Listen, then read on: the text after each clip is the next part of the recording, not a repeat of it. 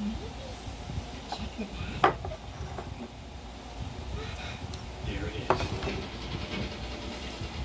Hey! You two punks again? What you got, huh? Let me see it. Nick, what are we gonna do now? What'd that dumb broad give you? Just 'cause her grandpa's the boss. She thinks she's hot stuff. Hand that over. Not a chance. You've no right. You wanna play games with me? Detective Gumshoe? A detective? You ain't gonna stop me, cop. Leave this guy to me! You sure you got this? Just get out of here! You gotta save Maggie! If you don't, she'll be convicted! Count on us. Let's go.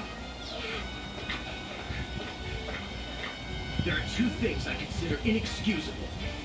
Poisoning and betrayal. They're the cowardly acts and the most hurtful crimes. I'm going to settle this in court tomorrow.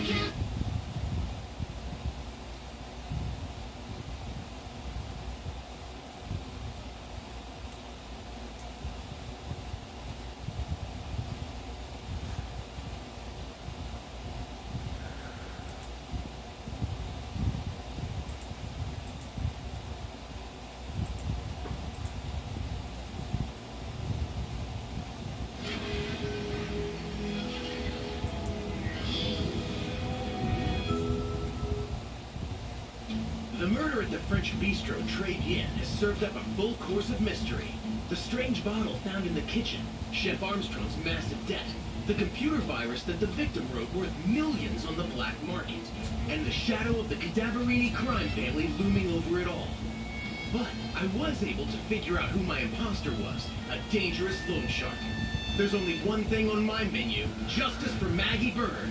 Her trial heats back up today.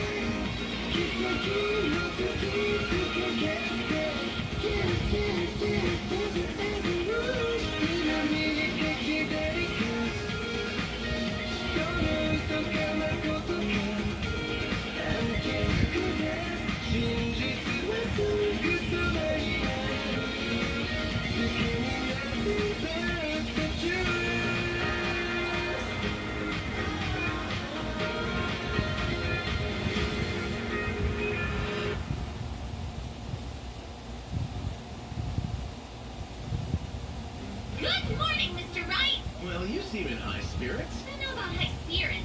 More like high strung. Now, simmer down. It's the cops! And that's my cue to exit. Maggie, By the way, pal, the lab results on this kid.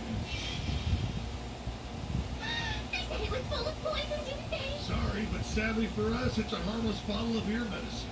You don't say. The victim had a ruptured eardrum. This has to be what he was prescribed to treat it. What was Glenn Elk's ear medicine doing in the kitchen?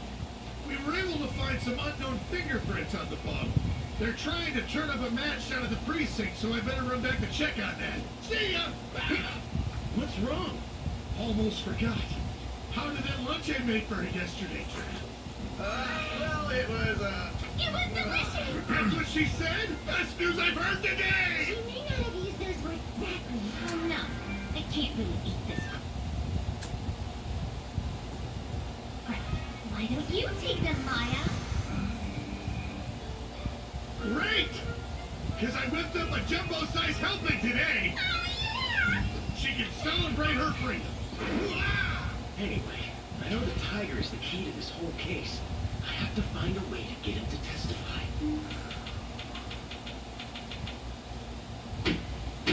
This court is hereby back in session for the trial of Miss Maggie Bird. Let me remind you that yesterday we were presented with the testimony of Mr. Victor Kudo. He claimed to have witnessed the defendant pouring a mysterious powder in the victim's coffee right before he died. However, this testimony was plagued by some rather troubling inconsistencies. Mr. Kudo had stated that he'd seen the victim pick up his coffee using his left hand. But upon examining the mark on the rim of the cup, it clearly shows that he drank his jitter juice with his right hand. There was another questionable point. He said Eld was listening to the radio with an earphone in his left ear. But Mr. Al's left eardrum was ruptured, so it would have been painful to be listening through that one. Seems like we've got ourselves a steaming cup of contradictions to digest. Cheers. Very well. Let us call upon today's first witness to take the stand. Bonjour! Jean Armstrong à votre service. Johnny Culinaire! Muchas gracias, Senor Chef. You were in the kitchen the day of the incident. Is that correct? Ooh la la! Well, monsieur, aren't you a yummy little bonbon? Ooh la la! C'est magnifique! Not my cup of joe. Please remember, you're here to give testimony. Now then, if you would, tell the court what happened that day at Tres Bien to the best of your ability, truthfully. Oui, but of course. On that afternoon, Mr. Elk was at my bistro. He came inside alone. Pepe Kudo arrived not long after him. When he got word he won the Grand Prix, Mr. Elk became very aroused indeed. 5 minutes after his happy ejaculation, a horrible scene unfolded. Objection! You're cooking up some falsehoods, aren't you, Chef? Nani?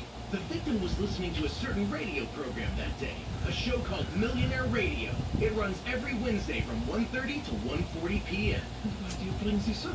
Well, as Mr. Kudo told us, Gotta say, that definitely ruined my Javachino time. Your Javachino time? My daily routine is to enjoy a nice cup of Javachino at 2 p.m. sharp every day. he said it was 2 p.m.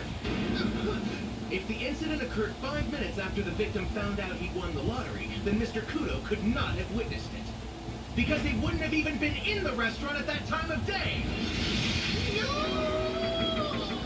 The earphone in his damaged ear. The radio program that should have been long over. We can clear up these contradictions with a simple answer. The murder Mr. Kudo witnessed on that day was nothing more than an elaborate fake. You think it was staged? How so? Are you implying that the witness was correct when he testified the earphone was in the left ear? The reenactment was elaborate, not perfect. Perhaps because the murderer simply didn't know about the victim's ruptured eardrum. Objection! If you're truly serious about that theory, let me ask you something. When the fake was putting on the act for the old man, tell me, where was the real Glen Al? By then, he'd already been poisoned. But that would have left behind a corpse. Surely they wouldn't have left his body lying around the bistro. It stands to reason the killer must have hidden it nearby. Maybe in Tres Bien's kitchen. Oh, dude, Mr. Armstrong, do you recognize this? I have never seen that before. All the bottles I use are cute and delicate. This particular one was found inside Tres Bien's kitchen. Why would that horrible plague thing be there? What a pertinent question. Analysis shows this bottle contains the ear medicine prescribed to the victim. How could that be? It must have fallen out of his pocket while his body was being stowed there. So let me